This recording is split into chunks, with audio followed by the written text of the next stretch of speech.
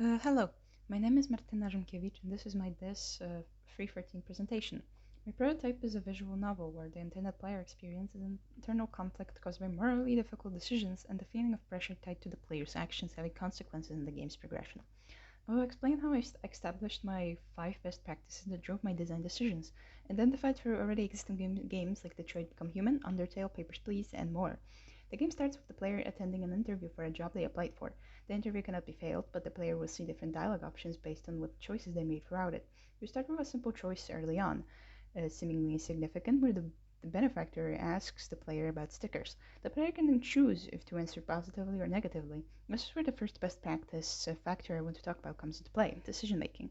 It was important to me that the players were able to make a lot of decisions in the game that weren't restricted by the intended design. The benefactor remembers the choices the player has made and comments on them later on when appropriate, but never outright tells the player that what they did was right or wrong, only providing certain hints or suggestions for their next possible action. This is something that I have taken from Undertale, where it's very common for the characters to remember the player's choices and call them out on them, as well as Destroyed Become Human, where hints are often provided to the player on what they should do without restricting the player's ability to design for themselves. This way, I want to introduce an environment early on where the player will remember what they are told and then make an informed decision based on this information, making the choice that they personally think is right. Next, I want to discuss information gathering, which is my second best practice that the player gets introduced to early in the game through looking at CV to progress with the interview. I wanted to convey the importance of remembering information to the player, highlighting any text or piece of dialogue that they want to pay attention to in the moment with a bright red hue, just like Undertale does, using color-coded pieces of dialogue to convey important information. Due to the less engaging nature of a visual novel, I feel like it was important to stimulate the player's ability to think and pay attention to what shows up on screen. It can create pressure to remember and stress to do with potentially getting something wrong under the false belief that a wrong choice to make might still exist in the game, which is further enhanced by the benefactor's dialogue questioning some of the player's choices. Moving on to building pressure. Something that has already showed up multiple times in the prototype is a timer under the choice the player can make. It creates a sense of urgency in the player, disabling the possibility of looking at the options they are presented with and taking their time to decide which one to pick. A timer forces them to make a decision under 7 seconds, which becomes especially important in this next section where the player gets presented with the first instance of moral dilemmas. At this point, the player is under the assumption that the question segment is over, which quickly gets revealed is not the case by the benefactor. The player proceeds to get asked multiple, morally difficult questions to answer. This segment was inspired by Prey, which includes such questions featuring the very famous trolley problem in its tutorial. Unlike in Prey, however, I have decided to limit the possible answer to a vague yes or no. My intention was to make the player deliberately pause and think about the answer, creating conflict, doubt, and apprehension, since questions like this are usually more comfortable to answer when a person can avoid giving their opinion or justifying themselves. I deliberately included easier and heavier questions that can sometimes be uncomfortable to answer to achieve that. During my playtests, I observed people stating outright where they didn't want to answer a question and were just going to hit one of the buttons at random to progress, pausing to think about the question, sometimes answering at the very last second, and even explaining the reasoning and justification for a particular answer they gave. This was exactly what I wanted to happen. Putting the player in the spotlight, which isn't as comfortable as they once thought it was, made the players hesitate to make their choice, which previously wasn't that difficult to make, and prompted them at times to assure themselves and me that the choice they made was the correct one in their point of view. I also decided to play on the fact that some players might contradict themselves in their opinion. I included a few questions that directly linked to each other, like scaling justified under certain conditions. If the player clicked no and continued on like normal, they would eventually reach a question about the fairness of punishing criminals with death. If they now chose yes, they would be presented with a piece of dialogue that calls them out on this mismatched answer. Once again, it circles back to the benefactor remembering the player's answers and calling them out on them. This can invoke the guilty conscience in the player, forcing them to face the fact that they have potentially lied or that their opinion can shift when given more information to the topic, or when they are approaching it from a different perspective. This happens 2 more times during this sequence, assuring that the player can encounter this dilemma at least once, but for the purpose of this presentation I will trigger the second and first instance deliberately.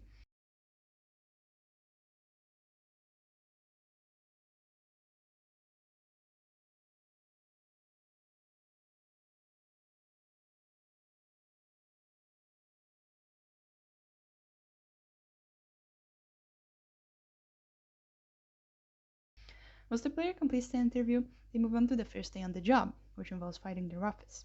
Once that's done, the player gets the option to listen to a small tutorial that will explain what's next to come. The player's job is to see various clients looking for help and decide if they should receive it or not based on the conversation they will hold and documentation they will look at, facing potential lies and contradictions along the way. Originally, I was going to include 3 clients, however, unfortunately, time has only allowed for me to include one. The player is introduced to a woman looking for financial help to be able to provide for herself and her kids after she divorced her husband due to him cheating. That's the simple information she would tell the player at the beginning for conversation alone. However, bringing up the best practice information gathering, the player will then have to consult a manual and choose whether the questions they want to ask should come from it or not. Information gathering that decides the player's next actions is something that Papers, Please does well. A game I have looked at and took inspiration from for this segment of the game. It was critical for me to include since, once again, it awakens the player's critical thinking skills, ability to memorize or take notes, and link the different pieces of information that they have been given. Not every question that needs to be asked will necessarily reveal important information. However, each question only appears once, so the player can't simply go back and try again. They will need to work with what they have, trusting their own judgment and ability to understand the situation at hand until they arrive at the final choice. As they progress, they can find out that Trista is unemployed and wants to start a bakery with the funds she is asking for, among other things, as well as observe certain slip-ups or avoidance of sharing certain information, or things that the player will need to pay attention to. And certain questions can also cause a negative reaction from Trista, potentially invoking a feeling of regret in the player for choosing this option and not a different one, due to the uncertainty of how that might affect the meeting going forward. After the questions are over, the manual disappears and the player now has to review different documents that their client brought with them. Once again, a feature that takes inspiration from Papers, Please, where the player is able to move the documents they receive around and compare them to each other. This first document happens to be a criminal record, which the player finds out about for the first time as it never came up in conversation, teaching the player that the client will not disclose everything during the talking stages. After reading the document, the player will be given an option to ask further about it or not. This once again comes down to the player's own decision and intuition. During playtesting, I observed players hesitating if they should question her or not about it, and fearing that pointing out someone's criminal record like that when they themselves didn't even mention it would possibly turn the situation ugly, which works perfectly for the player experience goal I have set. Once again, circling back to the theme of right and wrong answer and certain actions having consequences. However, choosing to probe her about it unlocks more questions to do with information gathering, where the player will find out information that's more specific and explains the nature of the crime that was committed and the client's stance on it. This is important because having a clear motive and the person's emotional take on the situation can greatly affect what the player will think of the crime and their clients, potentially swaying their choice at the end of the game about providing help or refusing it based on their own moral code. Apart from that, the player can question the client about the other documents too, like the ID, where the player once again will need to link previous and current information together, compare documents to see if there are any flaws, and potentially call out any lies to find out the truth if they decide to pursue it. In the final stage of the game, regardless of the player's final choice, the game once again will not tell them if they made the correct one. However, it will always try to question their decision, guilt trip them, and make them doubt the morality of their choice, specifically calling out the person behind the screen, not the in-game character. Uh, this, while still impactful since the player was not expecting it, would have had a longer effect on the one playing if the game continued from this point forward, but unfortunately, as I have previously stated, I ran out of time to add more clients as I originally planned. This feature would have hopefully made the players be more careful with their choices, since the game is now aware that there is someone playing it. In conclusion, I'd like to think that I succeeded in achieving the intended player experience goal.